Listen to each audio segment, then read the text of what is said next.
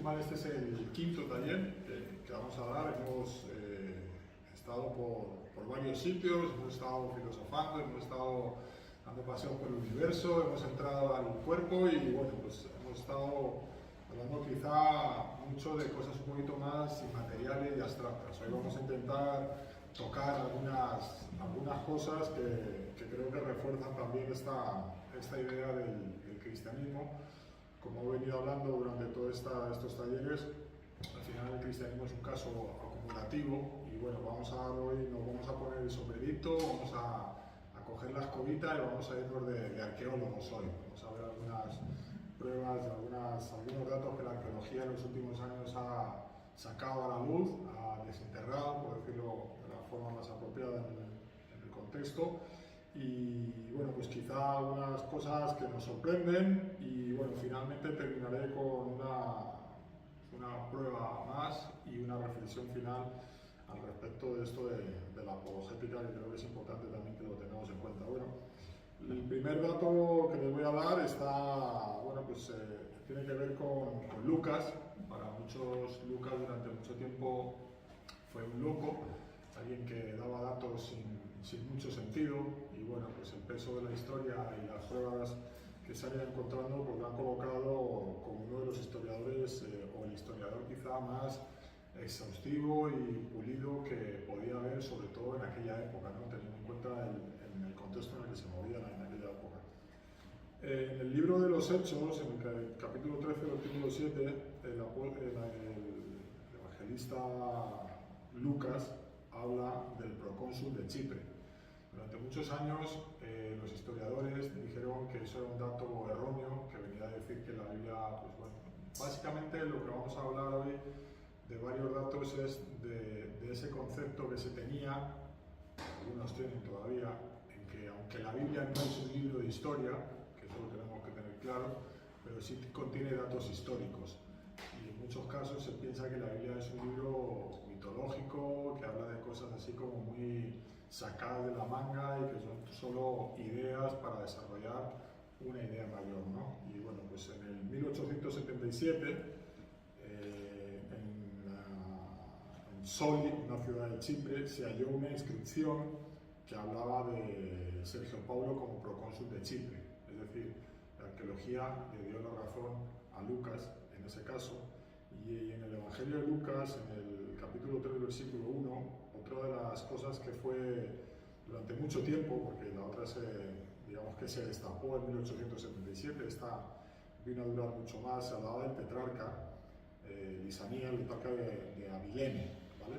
Durante muchos años se estuvo pensando que el único tetrarca que hubo en aquella época fue 36 años antes de Jesucristo, lo cual estaba muy lejos de lo que Lucas proponía en su Evangelio.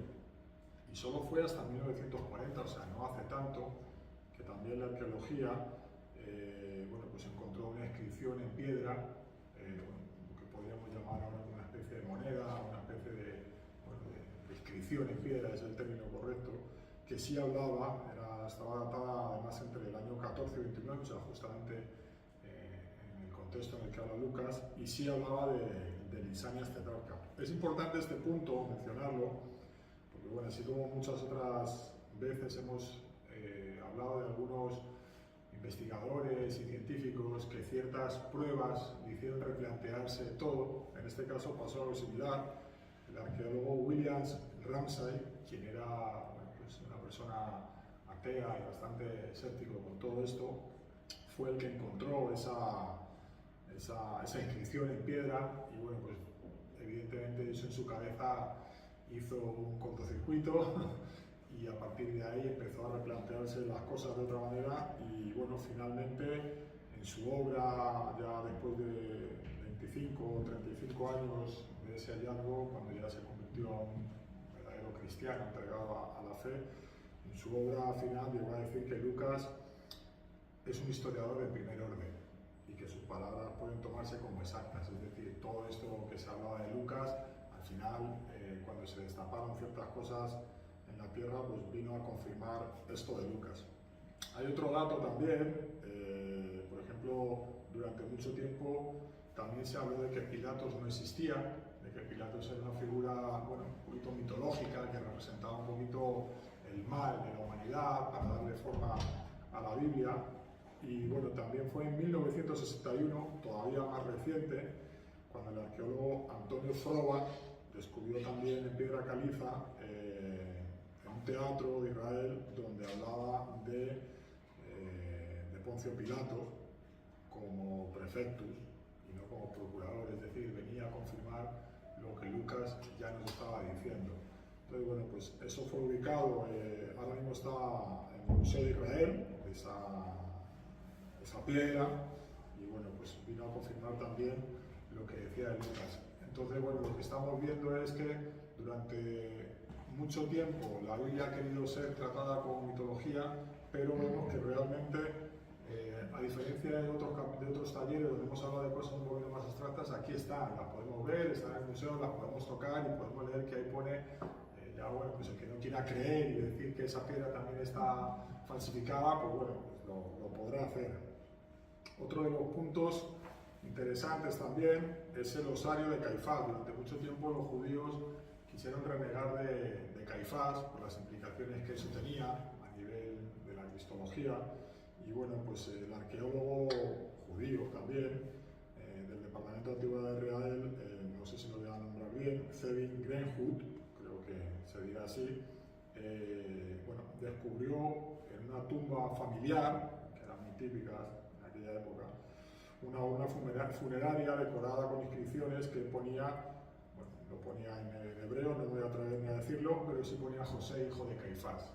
Es decir, la historia reciente ha venido a confirmar muchos datos que durante mucho tiempo se creían como inexactos o directamente mentiras, con el único fin de desprestigiar la Biblia. La Biblia, yo esto lo he hablado con un amigo alguna vez, hay varias cosas que podemos decir de la Biblia que son incuestionables. Una de ellas es que es el libro más importante de la historia de la humanidad. Podrás creer en Jesús o no, eso es otro tema, pero es el libro más importante de la historia de la humanidad, es el libro más vendido de la historia de la humanidad, es el libro más traducido en más idiomas de la historia de la humanidad. Y es probablemente el libro más sometido a juicio. Yo creo que ningún libro en la historia de la humanidad ha sido sometido a juicio con tanta alevosía, tan encarnizados y con ganas de encontrar ahí, como suele decir, tres pies al gato. Durante 2000 años ha sido un libro examinado, atacado por todos los medios y maneras, y bueno, 2000 años después, ahí está, siendo un libro que contiene verdades morales, que contiene verdades históricas, que contiene verdades arqueológicas y que contiene pues lo que entendemos que es la palabra de Dios. Es un libro que nos hace dar una moral que es necesaria para el mundo. Entonces, bueno, en ese afán de querer acabar con la Biblia y de querer acabar todo lo que pone en la Biblia, también se dijo, y esto me parece bueno, interesante también, se habló en el Evangelio de Juan, el apóstol Juan nos habla de la piscina de Siloé y de la piscina de Betesda. Durante muchos años también se habló de que estas piscinas eran algo simbólico, que era algo que, bueno, pues representaba un poquito esa pureza, esa limpieza, bueno, una forma de minimizar el milagro, ¿no? Los milagros que allí acontecieron, era una forma de minimizarlos. Y bueno, efectivamente, pues esas piscinas no solo existieron, sino que se encontraron. Una de ellas, la de Betesda, se encontró en 1888 por el arqueólogo alemán Konrad Schick. Halló los restos de esa piscina y exactamente igual a como la describía el apóstol Juan en su Evangelio. Y fíjense que no hace mucho, en el 2004, hace 20 añitos ya en este milenio, encontraron la piscina de Siloé, la que Juan habla en su capítulo 9. Bueno, y esta la encontraron sin buscarla, estaban haciendo el drenaje de una zona para el Instituto de Antigüedades de Israel, y bueno, pues oye, estaban ahí excavando, estaban ahí con sus cosas, ¿y esto qué es? ¿Esto qué es? ¿Esto qué es? Empezaron a limpiar, empezaron a excavar, empezaron a ver qué podía ser, y efectivamente, pues era la piscina de Siloé, que el apóstol Juan, su capítulo 9, nos nombra, y que, bueno, pues es donde mandaron, bueno, donde se hicieron exactamente el ciego, donde se mandó el ciego lavar, y bueno, creo que además, aunque no voy a cerrar este taller haciendo referencia a Juan 9:25, y bueno, pues ambos hallazgos confirmaron eso, que Jesús, o sea, que Juan conocía con precisión topográfica qué había en Jerusalén, y 2000 años después los arqueólogos modernos pudieron contrastar, ¿no? 2 o 3 ratitos más. En el libro de los Hechos se habló también de los politarcas de Tesalónica. Durante el primer siglo se decía que en la literatura clásica no aparecían politarcas, eso está en Hechos 17 y 16, pero en 1835 se halló una inscripción en mármol en el arco de Tesalónica donde se hablaba de los politarcas. Durante mucho tiempo se pensó que los politarcas eran antes de la época de Cristo, y que en la época de Cristo ya, digamos, que desapareció esa figura, y no solo encontraron uno, sino que una vez que encontraron el primero, digamos que un poquito como para que no dijesen que, bueno, era uno perdido, encontraron más, y ahora mismo a la fecha hay hasta 30 manuscritos o inscripciones en piedra donde se habla de los politarcas que Lucas hablaba en Hechos 17. De tal manera que, bueno, pues para muchos y en este tiempo se concluye que Lucas realmente, pues, no solo era un médico, no solo era un buen hombre de Dios, no solo era quien acompañaba a Pablo, sino que además era un hombre fino en sus textos y en sus escritos, y a nivel historiador, bueno, pues como pocos. Ahora bien, surge aquí, bueno, en aras de intentar ser justo, surge aquí un argumento en contra de todo esto, y es que alguien puede decir, sí, claro, pero es que, oye, estás utilizando la Biblia para defender que Jesús es verdad. Pues claro, ¿qué va a decir la Biblia? Bueno, eso tiene 2 implicaciones.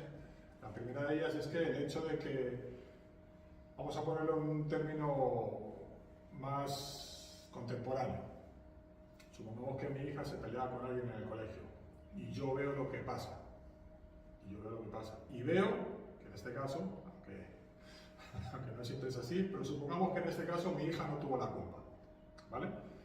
Veo que una persona se le acercó, un niño se le acercó, la pegó, la empujó, lo que sea, y entonces vamos a la profesora a decírselo.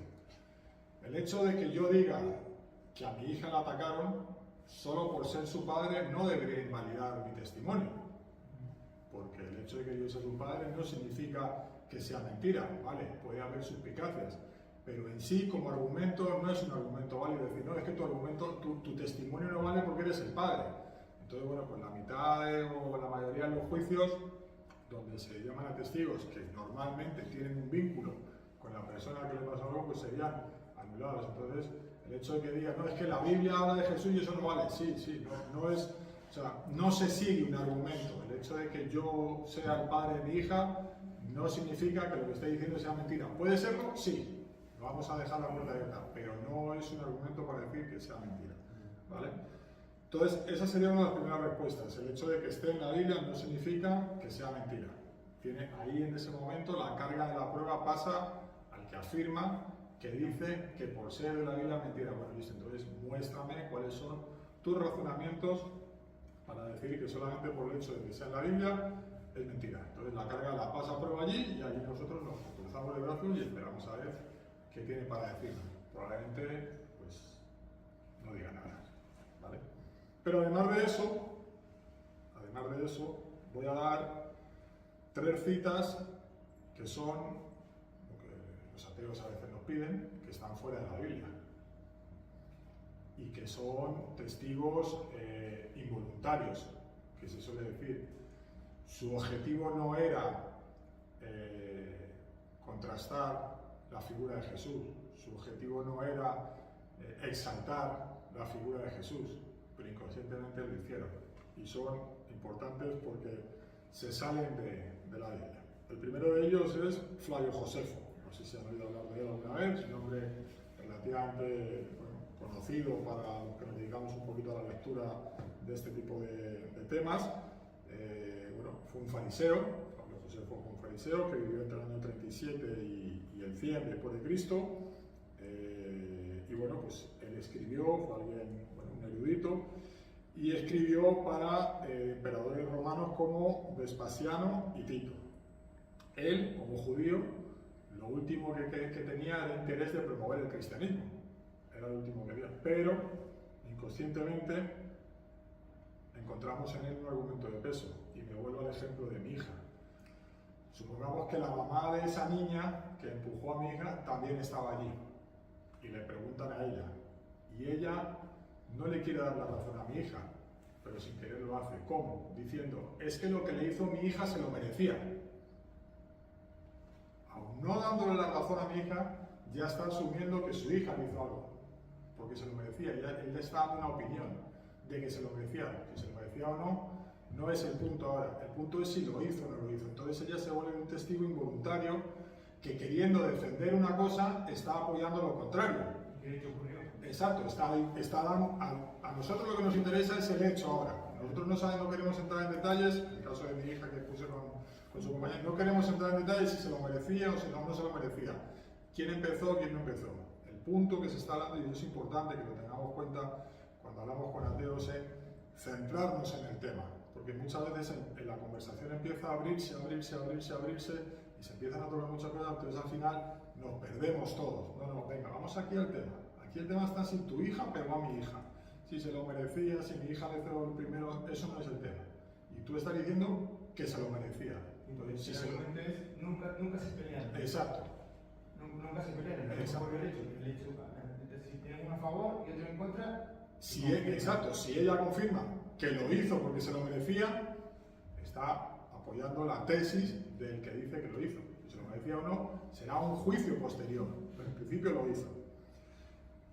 Pablo Josefo escribió en su obra más conocida, Antigüedades de los Judíos, escribió esto. Por aquel tiempo apareció Jesús, un hombre sabio, si es que se le puede llamar hombre. Realizó obras sorprendentes, fue maestro de los hombres que con gusto reciben la verdad. Atraía a muchos judíos y también a muchos griegos. Cuando Pilato, por denuncia de las principales de los entre nosotros, lo condenó a la cruz, los que lo habían amado desde el principio no dejaron de hacerlo, pues se le apareció vivo al tercer día, tal como los profetas lo habían anunciado. Entonces aquí tenemos a un judío anticristiano dando una explicación, pero confirmando lo que a nosotros nos interesa, y es que al tercer día apareció vivo después de la muerte. Todo lo demás a nosotros no nos interesa. Si le gusta, si no le gusta, no, aquí a nosotros lo que nos interesa es esto, que tenemos a alguien contrario al Evangelio, contrario a Jesús, diciendo que sí, que al tercer día se les apareció. Entonces es un testimonio muy importante. De hecho, el tema de Flavio Josefo es un debate en sí, en este mundo de la apologética, de si dijo, si no dijo, si la coma, si la traducción, porque claro, esta frase tiene una implicación brutal. Entonces hay mucha gente que intenta que no, que es que en aquella época el griego se escribía de otra manera, que la coma no iba aquí, sino que iba allá, y pues hoy en día sabemos que una coma puede cambiar el contexto completo de la frase, ¿no? Entonces, ese es importante, el de Flavio Josefo. Tenemos otra persona, Cornelio Tácito. Vivió en el año 56 después de Cristo. Fue senador e historiador romano, conocido por ser enemigo de los cristianos, enemigo aférrimo. Entonces, él, en uno de sus libros, hablando de los cristianos de Roma y de la época de Nerón, viene a decir algo así, en su libro, hablando de Pilatos, que ya os he dicho que de Pilatos durante mucho tiempo se pensó que no existía. Hace poco encontraron un hallazgo arqueológico, pero él escribía esto. Cristo, de quien el nombre toma origen, fue ejecutado durante el reinado de Tiberio por sentencia del procurador Poncio Pilato. Sofocada momentáneamente, esta perniciosa superstición volvió a brotar, no solo en Judea, origen del mal, sino también en Roma, donde todos cosas horribles y vergonzosas confluyen y se celebran. Aquí olvidémonos de todos los calificativos, que si supersticioso, que si horrible, que si... No, aquí lo que está diciendo es que Poncio Pilato existió y que Poncio Pilato mandó matar a Jesús. Aquí estamos hoy hablando de datos históricos, y ese es un dato histórico que viene de una fuente extrabíblica. Tercer dato extrabíblico. Perdona, ¿cómo se llama aquel que veo? Este se llama Tácito. Tácito, Cornelio Tácito. Gracias.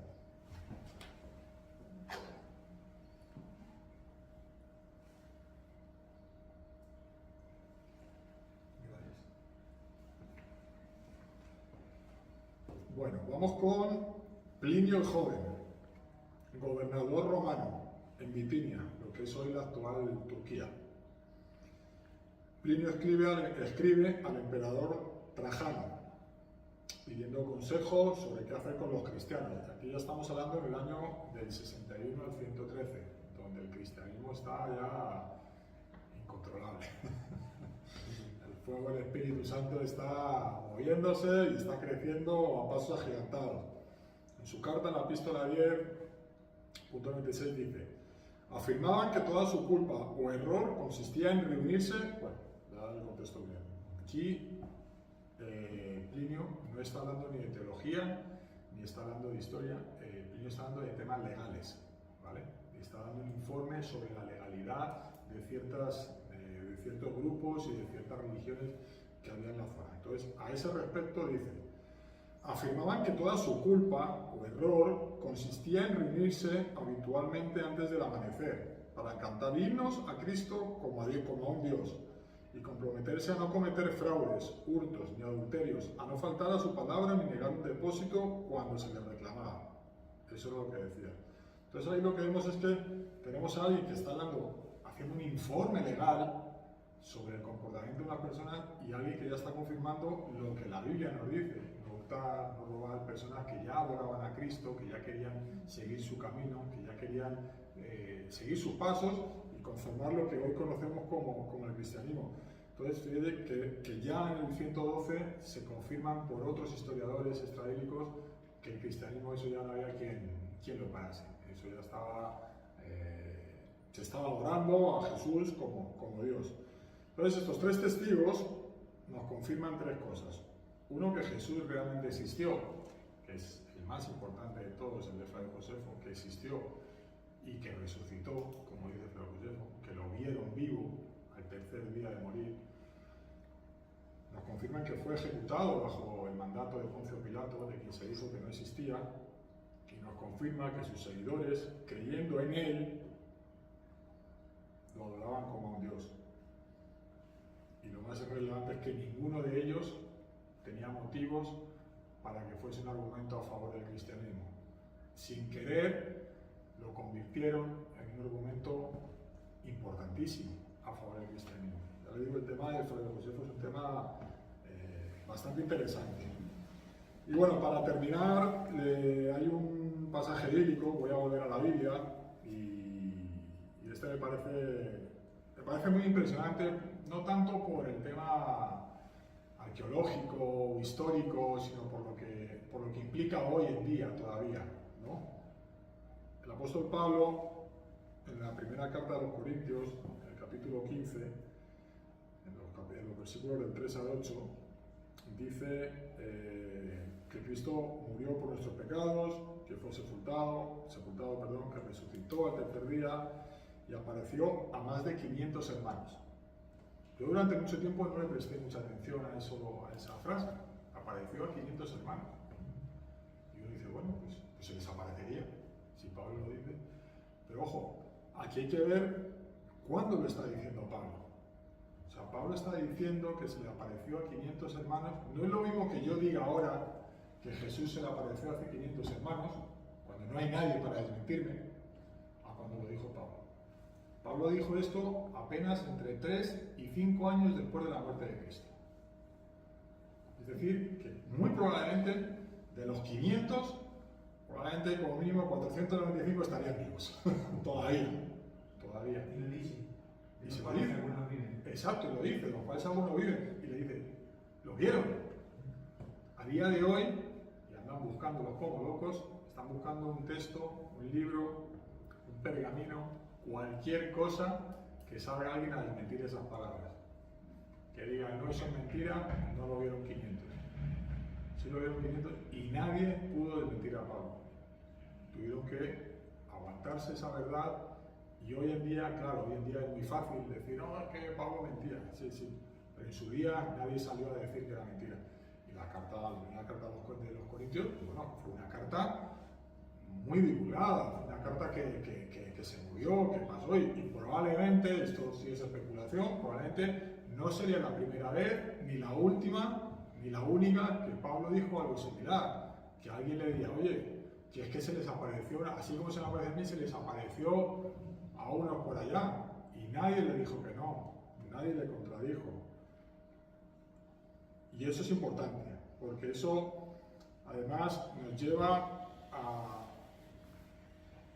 que nosotros, y con esto ya sí que cierro el durante, y me va a permitir bastante aquí una reflexión un poquito más personal, de, bueno, pues un tiempo que he venido, bueno, con una batalla interna, como tenemos todos.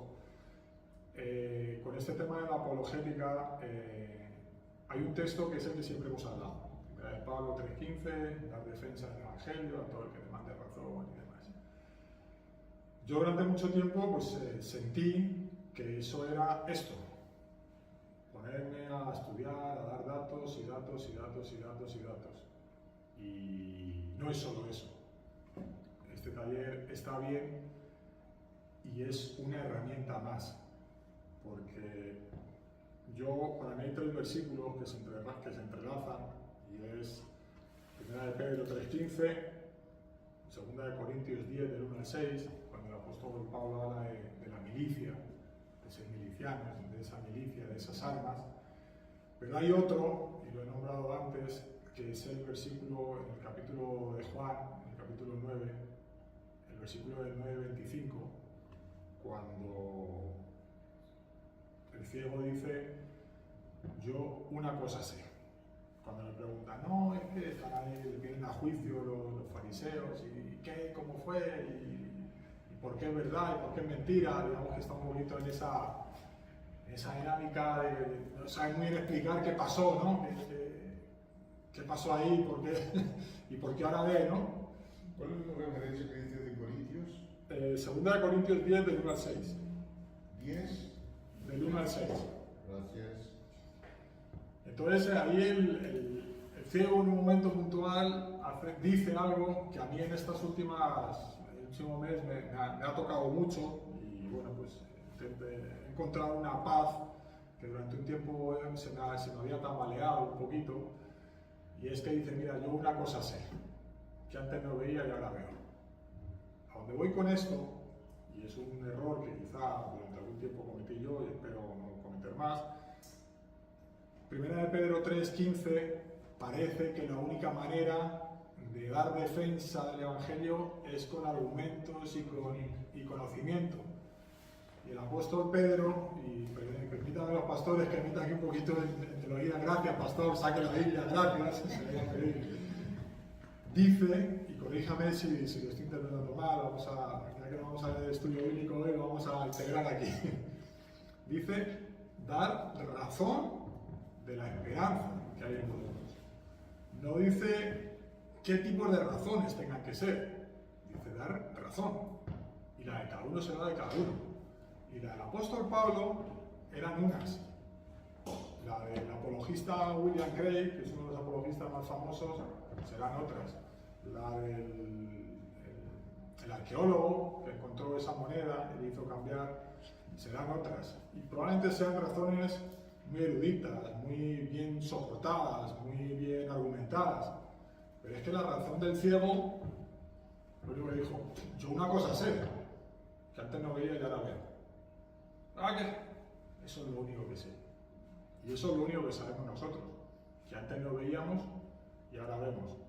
Entonces, ese es el que yo creo, y bueno, no sé, pastor, si está leyendo ahí, si me va a corregir, si me va a decir algo. Estoy con 2 Corintios 10, del 1 al 6. Este es el testimonio por excelencia Exacto, es la razón. Si además hay argumentos sólidos, perfecto.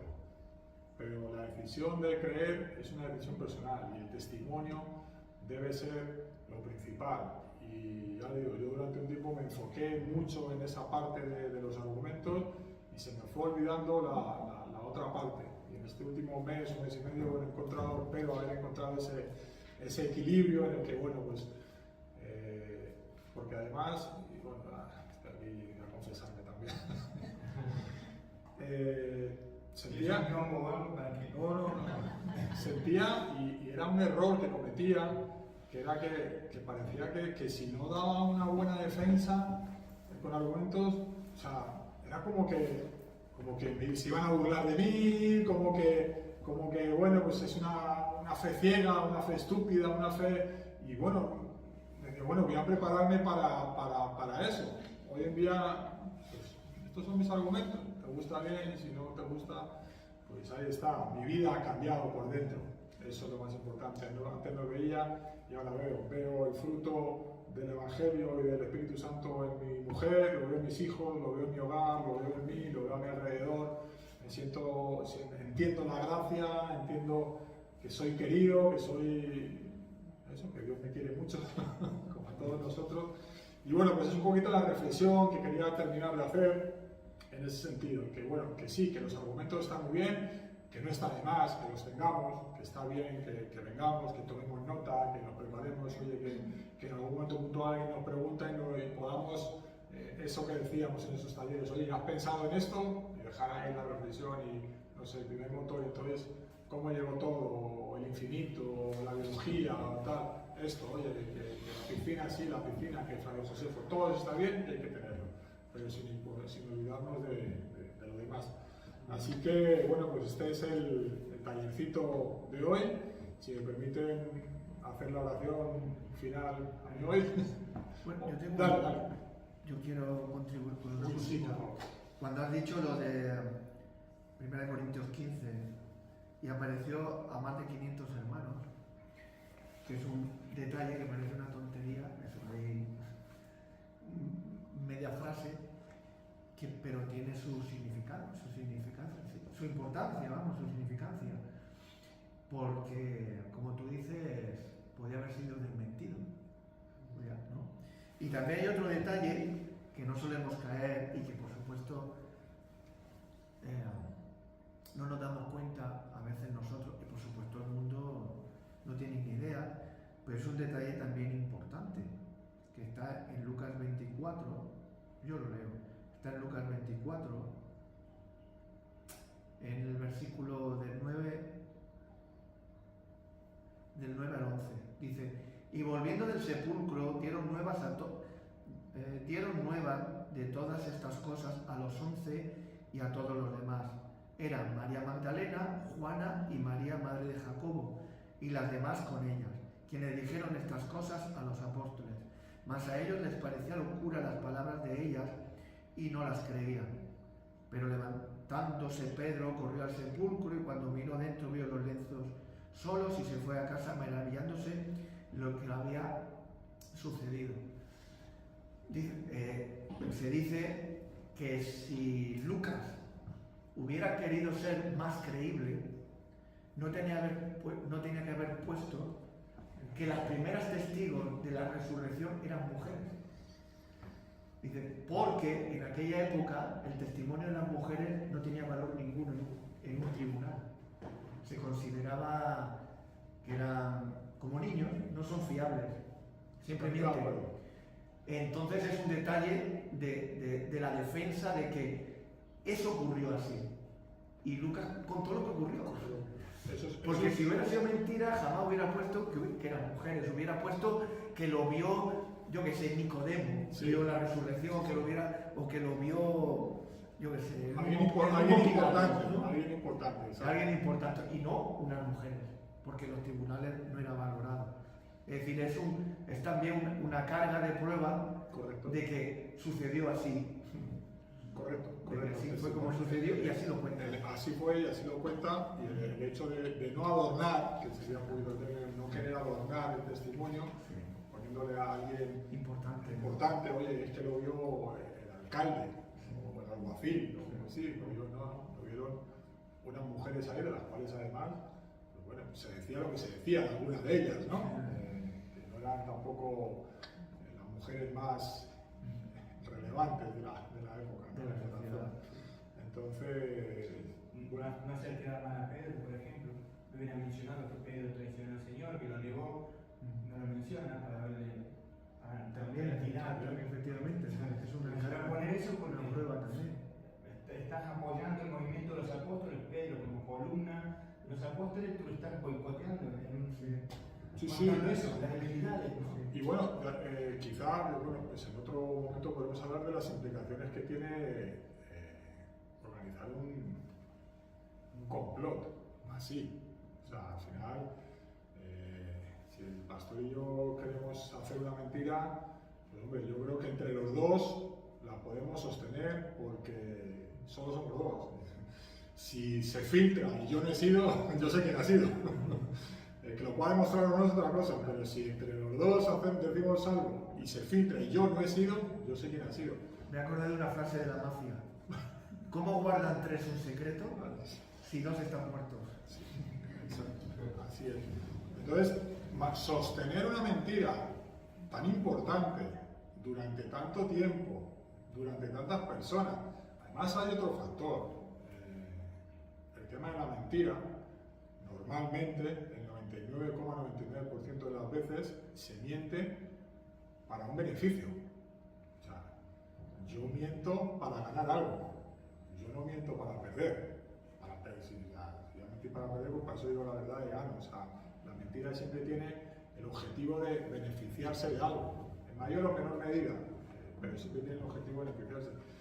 En este caso, si el cristianismo era mentira, lo que les esperaba a ellos no eran los motivos por los que normalmente se miente, que suele ser pues, por mujeres, por dinero, por fama, por gloria, por una serie de cosas que son por los que se miente. Si aquí se estaba mintiendo por Jesús para terminar siendo escupido, siendo... vimos cómo murieron todos los apóstoles por defender la verdad. Entonces, una mentira, y permítame un par de minutos más, pastor. Porque es otro argumento que suele decir, por ejemplo, alguien, vamos al caso de los atentados del 11S de Estados Unidos que todos conocen, ¿vale? Alguien puede decir, bueno, es que murieron porque estaban equivocados, o sea, su creencia era errónea y alguien puede morir por un error. Sí, alguien puede morir por un error. Alguien puede estar equivocado en algo, pero creer que es verdad y llegar a morir, hasta las últimas consecuencias, llegar a morir por ese error. Pero nadie es capaz de morir por una mentira. ¿Por qué? Es decir, saber que es una mentira. Exacto. Porque si tú honestamente crees que es verdad, pues tú vas y listo, mueres. Yo honestamente sé que voy a atravesar esa pared. Y allá cuando me pegue el cascorro, pues ya sabré que no. Pero si yo sé que no la voy a atravesar y te estoy diciendo que la voy a atravesar, probablemente en algún momento en este recorrido de ahí a la pared me pare. Porque no me voy a ir a estrellar con una pared que sé que no voy a atravesar. En el caso de los apóstoles y los cristianos fue así. Sostener una mentira por algo, sufrir, torturarse y sostener esa mentira, oye, en algún momento, yo te digo que todos, Confieso, a lo mejor no todos, pero hombre, por lo menos uno hubiese dicho, mira, sí, nosotros queríamos aquí montar un negocio, queríamos aquí cobrar diezmos, queríamos aquí montar nuestro chiringuito, a mí no me tortures más, esto del cristianismo es mentira, a mí déjame tranquilo que yo me piro. Pero nadie dijo eso, todos murieron, y a diferencia de cualquier persona que puede mentir por un error, no es lo mismo que mentir por una mentira, morir por una mentira. ¿Sí? Y ellos lo hicieron porque murieron por una verdad, porque por una mentira nadie se sacrifica tanto. La mentira el objetivo de la mentira es beneficiarse, no es sufrir. El sufrimiento implica la verdad, que es lo que nosotros como cristianos padecemos por la verdad de Cristo.